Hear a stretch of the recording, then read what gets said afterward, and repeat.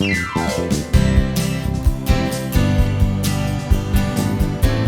are connected, and you are listening to Specifically for Seniors, the podcast for those in the Remember When generation.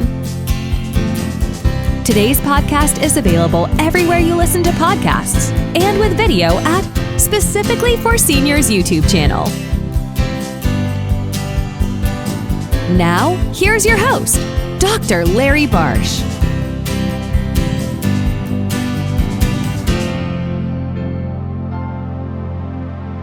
Our guest on Specifically for Seniors this week was scheduled to be M.T. Connolly.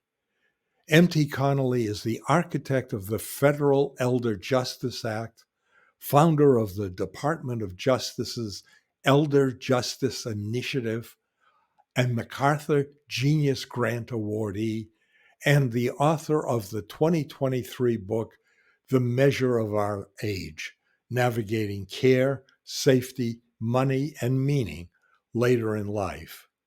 Unfortunately, MT had to cancel her podcast appearance at the last minute, but no worries, she'll be on later in the year. We thought it would be fun, though, to revisit a very early podcast of ours from March 2022 with comedian Robert Klein. The podcast was originally played only in audio, but we found the original video recording and will rerun it for the first time with video. We all know Robert Klein from his more than 80 appearances on the Johnny Carson Show and his more than 70 film and TV credits. He hosted Saturday Night Live twice and was in the original Cheeseburger Sketch with John Belushi and Dan Ackroyd. Robert was the first comedian to have an HBO special and went on to star in 8 more. He's been nominated for 2 Emmys, 2 Grammys, and a Tony. His most recent film, Before I Go, is a sometimes funny, but always moving experience. It's my pleasure to introduce our very special guest, Robert Klein. Robert, it's a joy and really a thrill to have you on the podcast.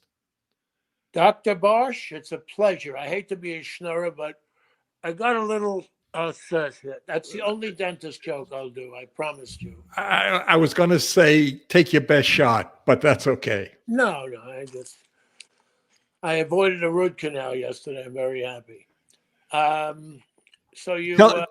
This is called Specifically Senior. I don't know why.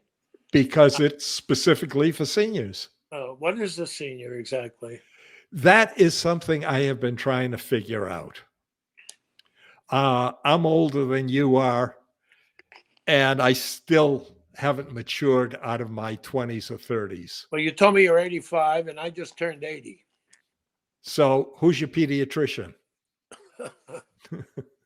No, I go to a guy who I knew since he was in medical school. His ex-wife and my ex-wife were opera singers in Albuquerque, in Santa Fe, in the opera. And I know him all those years. He does all the opera singers. He's on Madison Avenue. And if you sneeze, it's $1,500. When my wife and I moved down here, we were looking for a physician. So I asked a friend, and she recommended a doctor. And I say, is he a good doctor?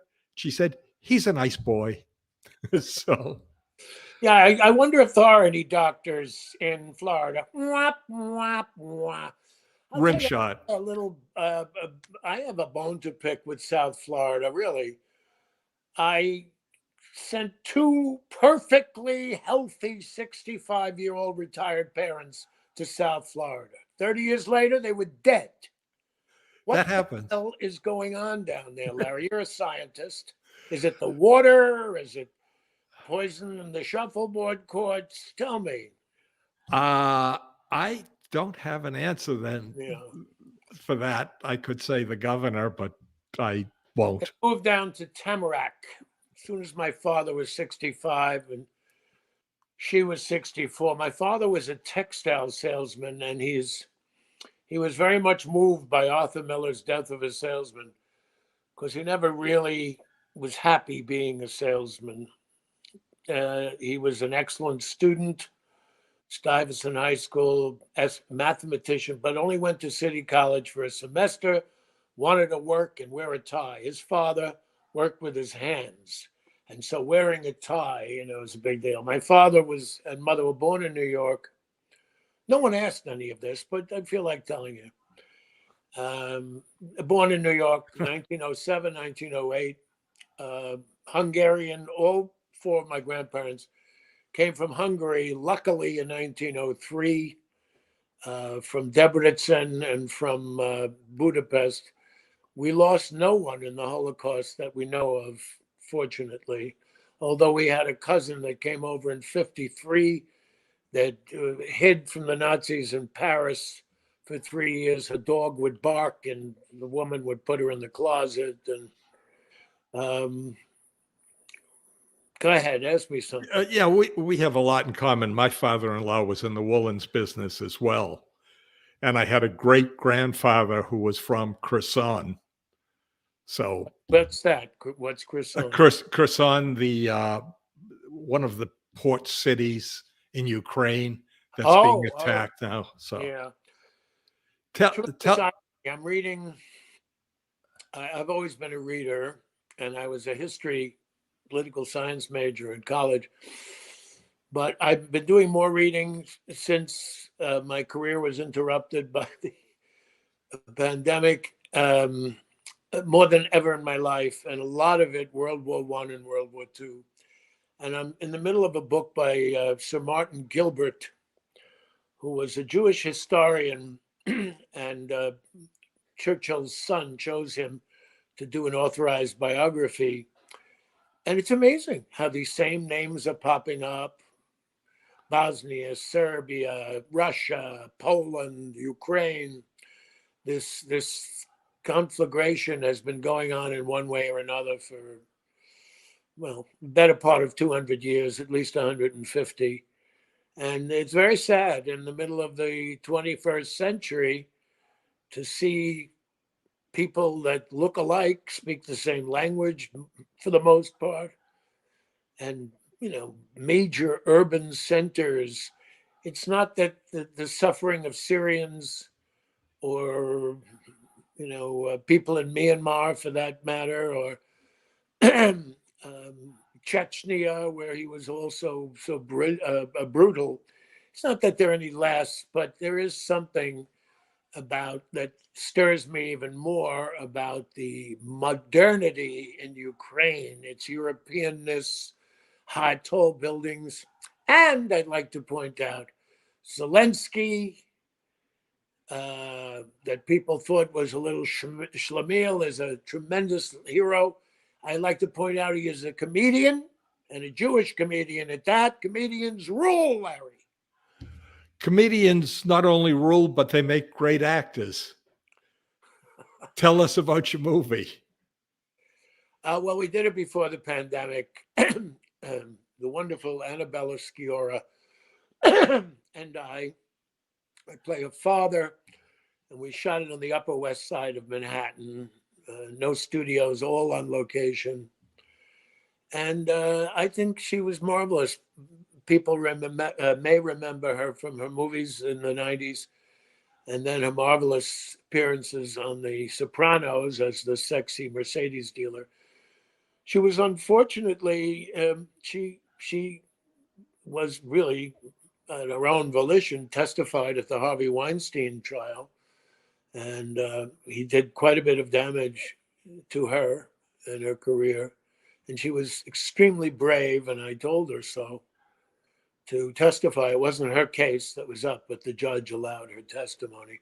Suffice it to say that she's just marvelous in this. And there is some wisdom in the film. A lot of it is the fact that she's a depressed person and so forth, but there is a kind of surprise at the end, and I think it has something to say, and I was very pleased to be part of it. It's an independent film. a relatively low budget compared to the, millions and millions, but nonetheless artful. It was directed and written by a man named Eric Schaefer, who has written and directed some features in the past. And I don't know, I've been in about 40 feature films and a lot of film television. It's never been my strongest point. I mean, I would have liked to do some more of them, but the way it turned out, I did a lot of things, so I was never out of work. It was a pleasure to watch a film that didn't have CGI in it. Just Oh, no you mean all computer those special graphics. effects? Yeah. I just saw a film. I really admire the older films, which are massive, but didn't have that, like Lawrence of Arabia or the Longest Day. No computers; those are extras. Spartacus, thousands of them. The only thing that bothered me about the film was that the worm didn't get credit. Yes, there's a worm involved. In fact, that was the original name of it. God is a worm, and the distributors and the ultimately the producers did not like that title. I wonder why. God, you're bound to offend someone. Although a worm is as noble a creature as any other. I found on YouTube a video of you appearing in Ted Mack's original Amateur Hour as a member of the Teen Tones. Did you always want to be an entertainer?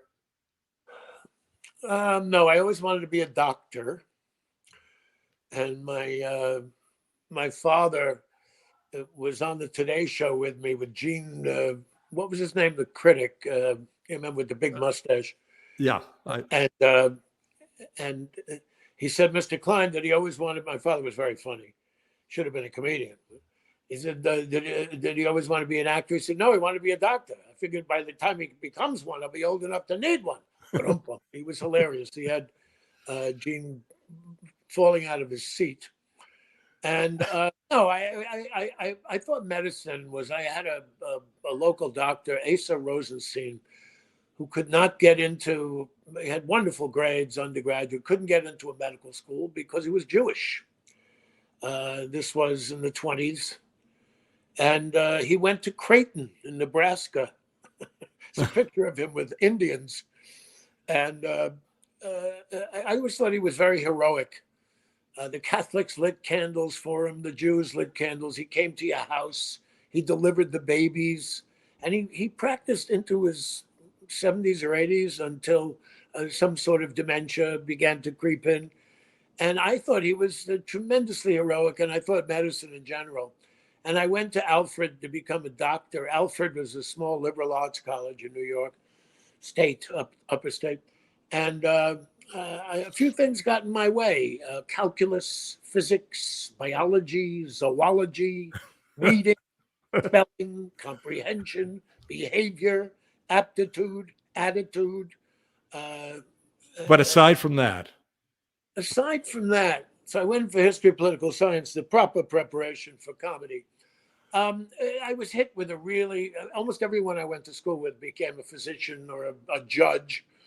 My roommate is a retired neurologist, Stu Lesh. She's in Florida doing volunteer work. Wonderful. But it wasn't for me. But it became realistic because you never know. And I went out in my sophomore year at Alfred for a play, The Brothers Karamazov. And I entertained as a kid. I was on the amateur hour in high school, and but I didn't dream that I could do it professionally. My mother and father went to every Broadway show from the 30s on. Every movie, my mother knew all the movie stars. My mother played beautiful piano. We used to sing around the piano, but to do it professionally is totally different. But I caught on in a wonderful two-man drama department in Alfred. Smith and Brown, both Tweedy and pipe smoking. One had been a navigator in World War II with bushy eyebrows and an English wife. They were wonderful. They had such great taste. And at the end of my junior year, they collared my father and they said, you know what, Mr. Klein, he's very talented. And my father, who was born in Brooklyn and was brought up on the Upper East Side of Manhattan before it was Tony, immigrant. And they said, we believe we can get him into graduate school at Yale for drama. My father said, Yale? To be an actor? Did Eddie Cantor go to Yale? And he was half kidding, but he had a point, because subsequent to my year of graduate school, I didn't finish. It was a 3-year Master of Fine Arts post-college. That's like becoming a doctor. I wanted to work. But subsequent to that, I was in Second City, the greatest thing that ever happened to me. And I learned, I think, more there, and I got $150 a week. So anyway, I owe it all to them that they directed me. They instead of synambulating into law school or teaching, what would I do with history, political science? I don't know. I'm not a businessman. And so it was wonderful. They had only recommended 2 people in all their years to Yale. And I didn't even have to audition, because they trusted Smith was the old college roommate at Amherst, the dean of the school. He wouldn't steer him wrong, only 2 people in all those years. And I made a hit at the Yale Drama School, but I wanted to work. So the immersion was so important that I was now not only in theater, but in an Ivy League context with professional everything. And so that was kind of assuaged my father when he took his head out of the oven when he found out to be an actor. So you wanted to be a doctor, not a doctor dentist. Well, there was a snobbishness about that. In your time, you had to take every course a doctor did, including gross anatomy, and you had to carve a piece of chalk. I knew that. Dental expressions. Yeah, no, that was out my sophomore year. So that's how it started. And then I wrote a book, and a lot of it is in there. And if someone wants to buy it, they can get it as a real bargain. Simon and Schuster. It's been out in hardcover maybe 12 years, and in softcover 6. It's called The Amorous Busboy of Decatur Avenue. And you can find it on Amazon, or if you don't want to give them the money, it's available. And it got very nice notice in the Sunday Times book review. I'd like to write another one, but I'm waiting till I'm 140. And that was about growing up in the 50s and 60s? Yes, it actually ends when I'm 25 years old, my first trip to Los Angeles. And I didn't think I would have a career. It didn't begin very well, my first trip to Los Angeles.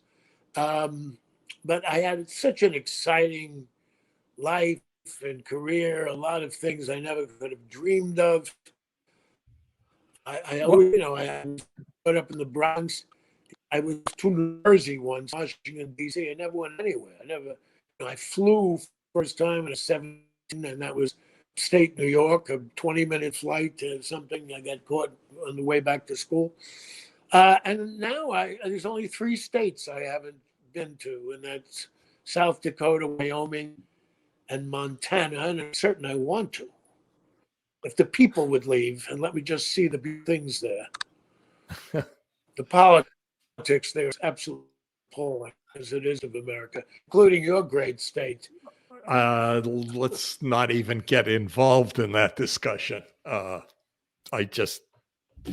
not? I know that maybe some people are you're already in the business. You don't want to offend. It's not you saying it.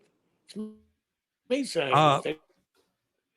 They don't like me. When I was in practice, there's a lot about it I don't like down here. What you want. If they start having open carry, I'm out of here. I don't like this new bill. about 30% of my practice at one time were the greatest bunch of gay guys in the early 80s when HIV, AIDS was a death sentence. Yeah. We lost so many kids. It was just, anyway. We lost so many in show business. Endless. Yeah, go ahead. We just lost. These were not celebrity kids. These were not actors. These were just guys having a rough time. I even remember the name of my first AIDS patient. Anyway, and that's where my wife, who was managing the office, was incredible with these kids. Just great. Anyway, what was the experience like being on Johnny Carson for the first time? It was nerve-wracking. It was January 19th, 1968. And it was the biggest. You know, it wasn't a million different shows and choices on television then. The night show you talked about it, the office water fountain the next day if you killed them. So, and the producer and my manager, everyone thought what I did was so different at that time that maybe the audience ought to get to know me for a minute or two next to Johnny and then do my stand-up. And I didn't get a laugh in the minute or so sitting down. So I went right to the stand-up and killed him. And, you know, I just did Fallon before the pandemic, the most recent iteration of the Tonight Show. And they gave me a plaque for every one of my appearances. I think it included about 15 guest hosts for Johnny, but it was a total of 93 or 94.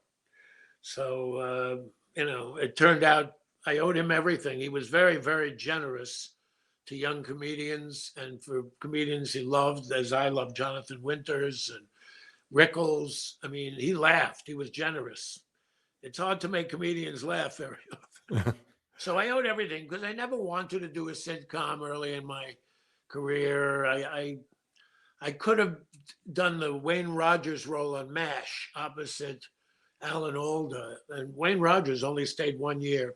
And I never regretted it because my career was very hot then in stand-up and doing some movies. And I saw the movie MASH, which I thought was brilliant. And sitcoms for me, The Honeymooners, Bilko, All in the Family, maybe a handful that I watched.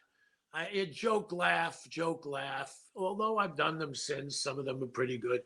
I just did a role. The last thing I did was Will and Grace, just before the pandemic.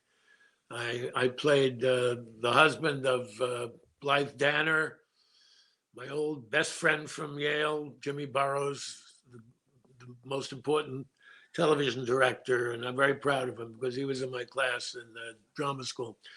You know, it's fun, but I don't know. You want to know something? The pandemic made me a little lazy. I've been working for 57 years. You know, so that was a rough period. I hope we're over it. It would be nice to get out again. Well, you know, that's the thing. I feel sorry for, especially the young people of the world, but well, for so many people who it affected. But to me, I had just been working hard in Florida, as a matter of fact, at some theaters and some big theater communities, you know, whatever. And I just loved reading and not having responsibilities. But I have a previous condition. I was unfortunately on and off a cigarette smoker for 25 or 30 years, not in about 25 years, and I have some COPD. I have chronic bronchitis, and it's getting a little worse. I got away with it for years, but I've done something that I never could have imagined I'd do. For 30 years, some of the best money I've spent is I've been working with a trainer 3 times a week for 30 years, and the same one for about 28 years. And I think it's counted, you know, I mean, making me, no matter what I do, if I drink too much wine or anything, I have to pay for it. I mean, And my family wasn't like that. My father was skinny and, good tight muscles. And he never got sick until he got hepatitis somehow. We don't know how, and it led to liver cancer. He never drank. I think it's important, and I could afford to actually have someone force me to do it, which everyone can't. But when he can't make it, or when I'm on the road or whatever, I know what to do. I don't even need him. It's just that it's an appointment I have to make.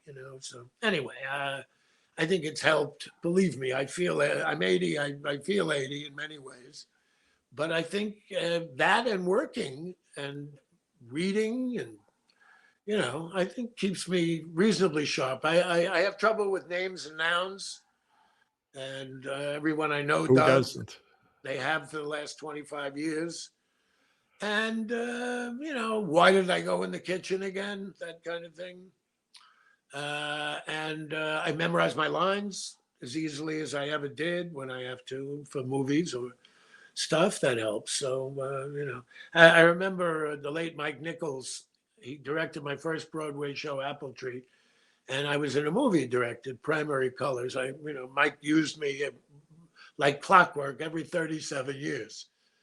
So we're backstage at this tribute to Jules Feiffer, the great cartoonist, and he said, I have you in mind for a role in theater.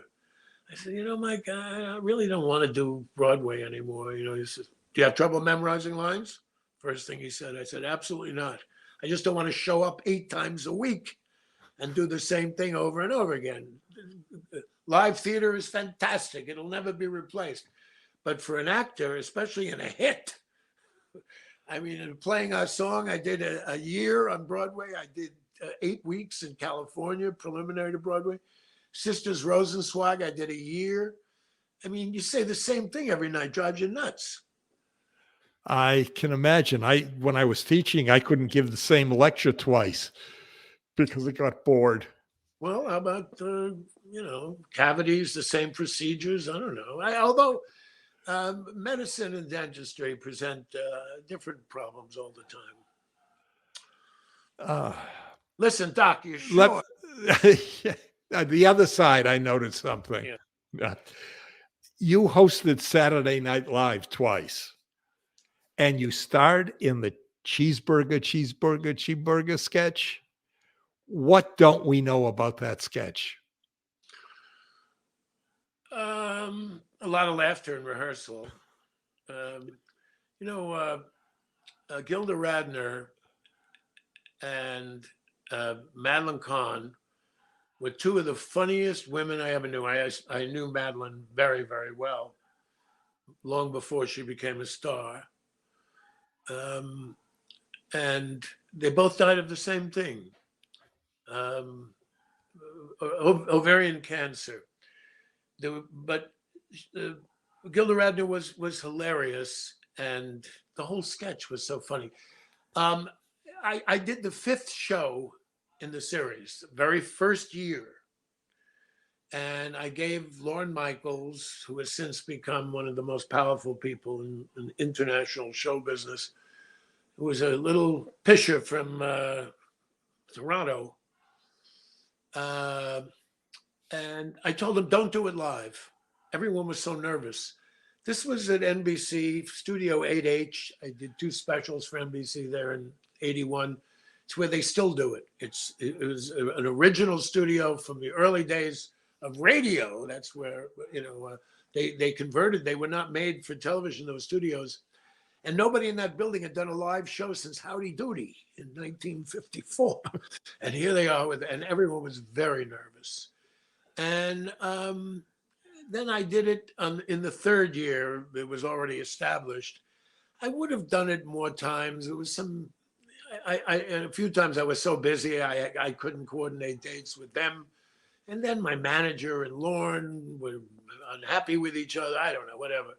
All I can say is that original cast were all brilliant. And Belushi was a sweetheart. Some people fall through the cracks. They cannot control themselves. And the worst thing in drug addiction is when you have the money. And also, Yeah. no one can. He was doing Blues Brothers in somewhere, Chicago, and John Landis was the director. He should have shut it down, and sent him to rehab, whatever. But it's always money, and he's responsible for himself. He was not a child, but he was a lovely person, and he was so talented. And Ackroyd, kind of strange. They were a great bunch. Jane Curtin was on one of my NBC specials.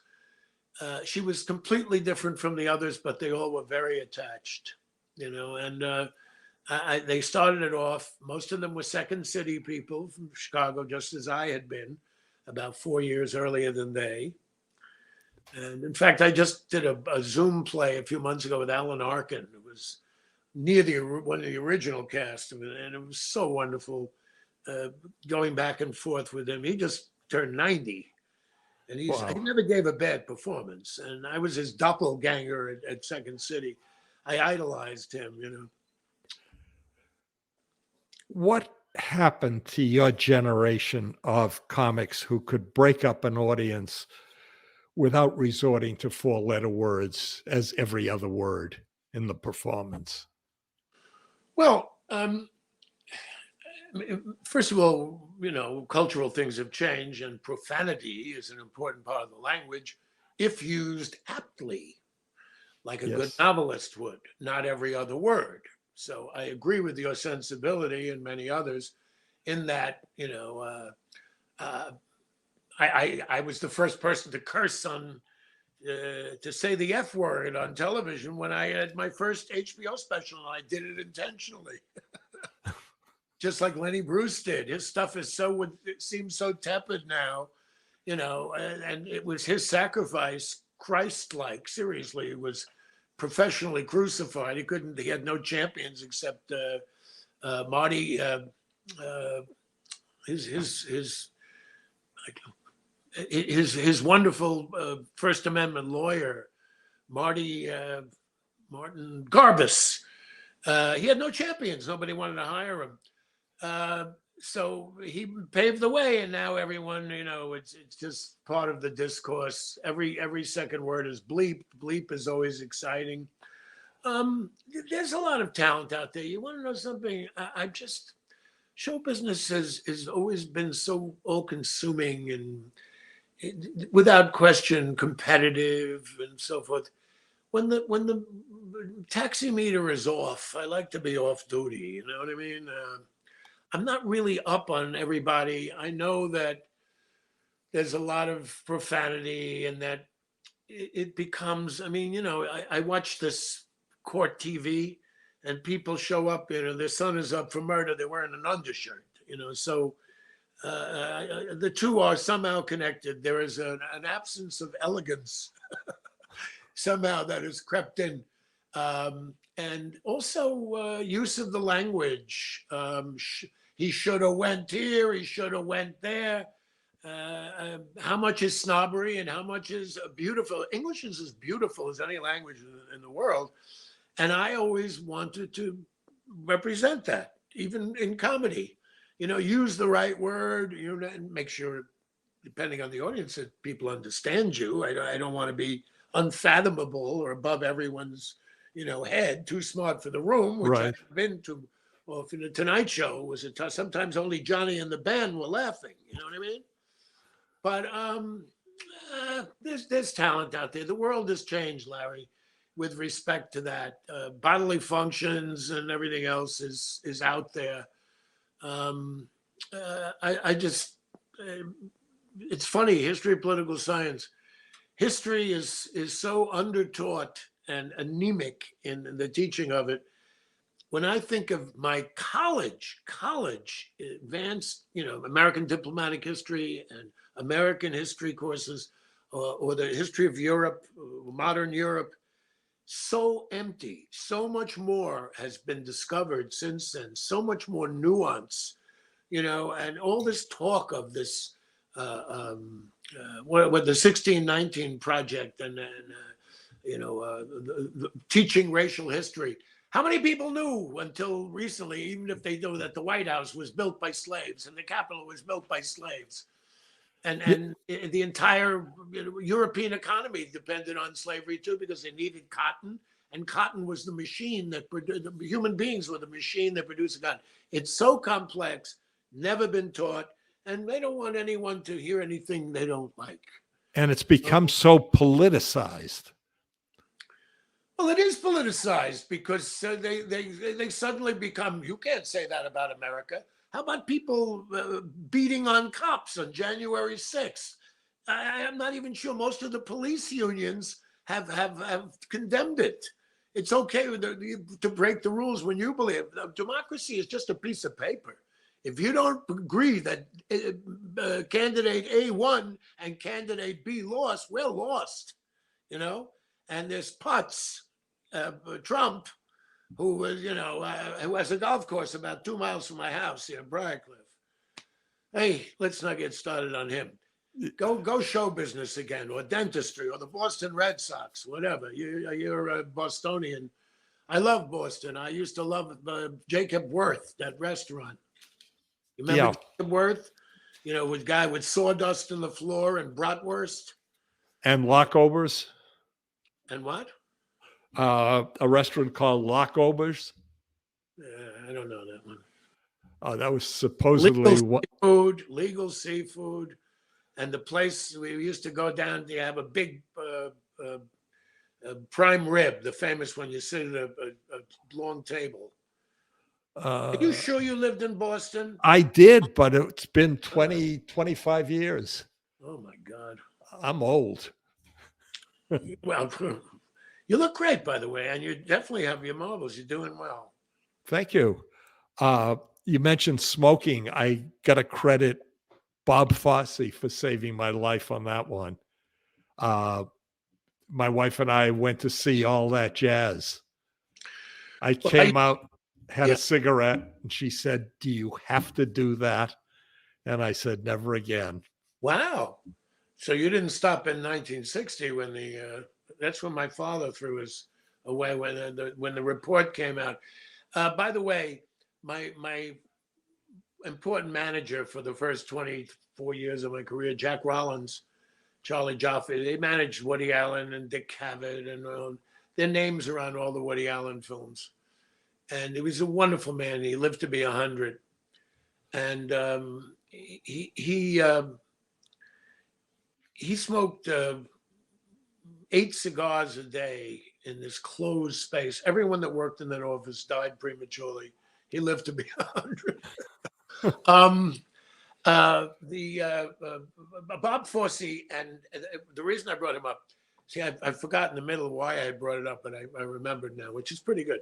Bob Fosse and Patty Chayefsky were friends of Jack's, and he had a beautiful duplex office right down the street from Carnegie Hall on 57th Street.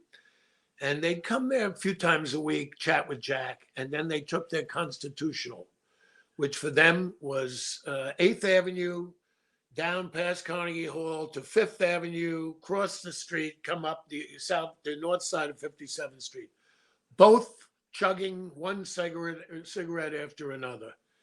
Patty was an alumnus of my high school, DeWitt Clinton. It was a famous school for all boys, and wonderful man. I didn't really know Fosse, but they were both had early deaths because of all the smoking. I know, like a firecracker that fizzles. What are you going to do? You can't change them. What projects are you working on now?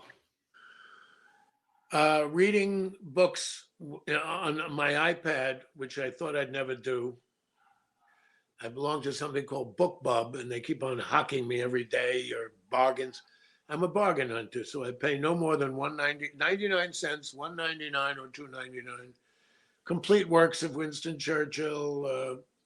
I told you I'm reading this book by Martin Gilbert now, World War I. I just finished one entirely about how they got into World War I. Reading, I'm having an awful lot of trouble sitting down and writing. I have lots of notes and lots of little false starts. But really, I have a couple of shows in June. one at the Suffolk Theater and one at Monmouth College in New Jersey, where I have an honorary degree. I have 3 honorary degrees. So if one is a doctor of humane letters, so if a humane letter is sick, I can cure it. I have no idea. I got it from my old school, who were enemies of mine for a while, because I publicly wrote a routine, which I did on Saturday Night Live and elsewhere, about the anti-Semitism at this school. There were 6 fraternities. It was the only social life. There was no alcohol within 13 miles of the place. It was a Seventh-day Baptist village, where the Sabbath was on Saturday, but they didn't believe in alcohol. And we were college students. With an 18-year-old, you could drink. So the only place you could drink was the fraternity house, the only place you could have parties. And 4 of them were white Christian only. And the administration tolerated this for years. And I went up to one of my choice, and they couldn't take 54 boys in, only allowed 25. So my first year, I was a social outcast. I never forgave them. And they petitioned me, the president of the school, and this and that. I did accept the honorary degree because of my wonderful drama department, who was so proud, because I was starring in Broadway then, and they're playing our song. I was nominated for a Tony. I rented a plane and flew my wife and I up there. It was beautiful. I did it only for them. And since then, I mean, it's nothing like that. In fact, the fraternities behaved so badly that for the last 15 years, they're forbidden. 2 students died within a 20-year period from drunken hazing. And one from Monmouth and one from Columbia College, Chicago, which is a wonderful school, purely show business school. Every aspect of theater and movies, lighting, costumes, acting, wonderful institution. And I did that in honor of my director at Second City, Sheldon Patinkin, who was a cousin of Mandy Patinkin. And, what did I tell the students? Try your best, be optimistic, because I started from nothing. I had no connections, nothing. And you need some good fortune too. This has been great, Robert. I'll tell you. I didn't let you get a word in edgewise. That's perfectly all right. Now I'm going to get a couple of words in. Now behind me is a section. I thought. It's just a detail from a Manet painting that they blew up for a poster for an exhibition in Paris. And it was when I lived on Fifth Avenue. That was the designer chose that, And I do think it's beautiful, and it put me into hock. I lived the high life. I did. Behind me, I can never get this figured out. Behind me is a picture of Angkor Wat that I took. Of who? Angkor Wat in Cambodia. Great trip. The temples. Place? That's a place? It's one of the Cambodian ancient temples. Oh. Yeah, you did a lot of traveling. Thank God. Yeah, we did. I have no eyes to. I've been in enough hotels. I haven't purchased a bar of soap in over 35 years. That's how many hotels I've been to. When you're a dentist, you're in one room. When you're a dentist all the way from the first cigarette to the day. By the way, reminds me, Dr. Pallavi, my first dentist in the Bronx, he was 2 blocks away on Hull Avenue, and he was a vet. There was a picture of him from World War II. He used to smoke a Marlboro while he was working on me. And instead of an ashtray, have it hanging off his table there. What do you call that? The tray. Yeah, bracket table. The bracket table. And his tobacco-stained big fingers in my mouth. How do you like that? And he died of a heart attack in his 40s. That's the other thing. I mean, I was born in 42, so I don't really remember the war, but everything after it.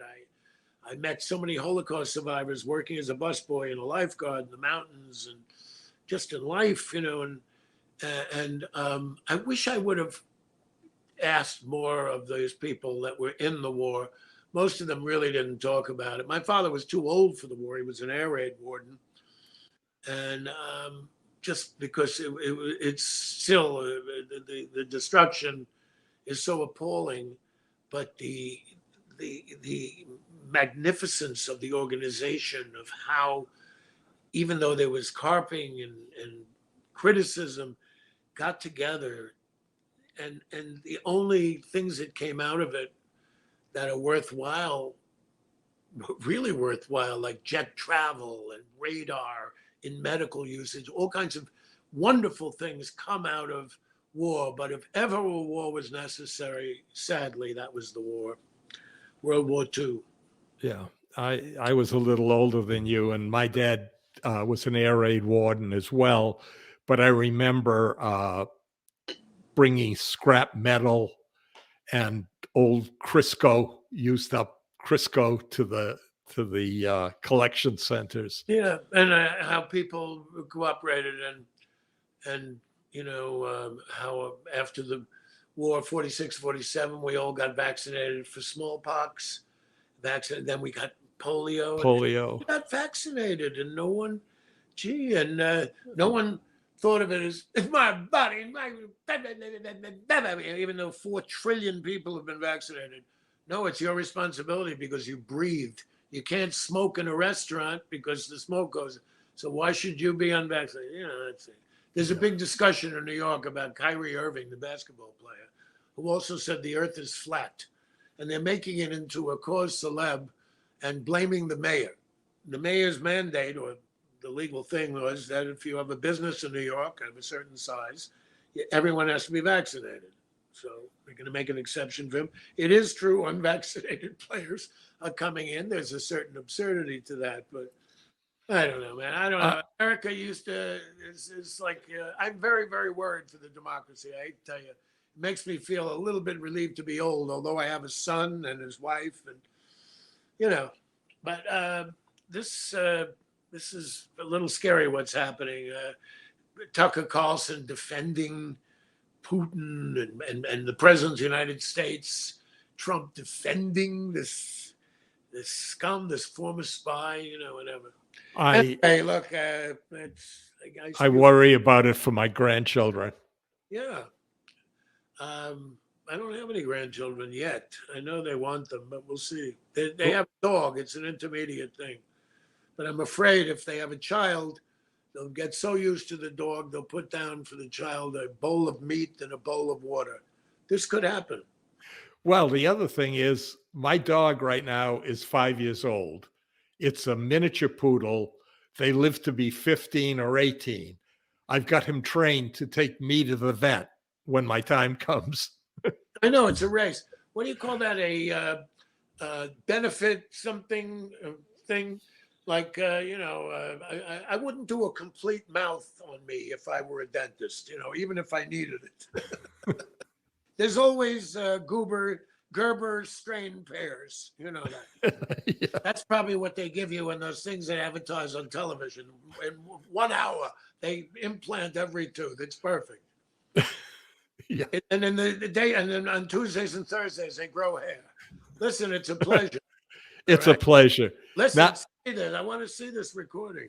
Now I want my few words. When you start a podcast at age 85, you ask friends, medical colleagues who admittedly think you're crazy to be on. And then you search the internet for real celebrity, not expecting to hear from anyone.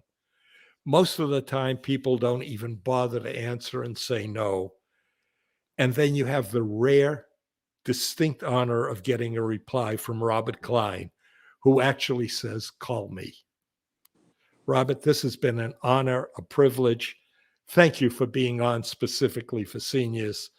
Thank you for being so gracious with the technical problems we had. Larry, can we do this in cash instead of the chote? I got $1 in my pocket. Get it for the money, okay? I'll send $1. All right. Please consider this an open invitation to come back anytime you feel like talking. It's been fun. It's been great. Thank you. Good luck. Take care. Bye-bye.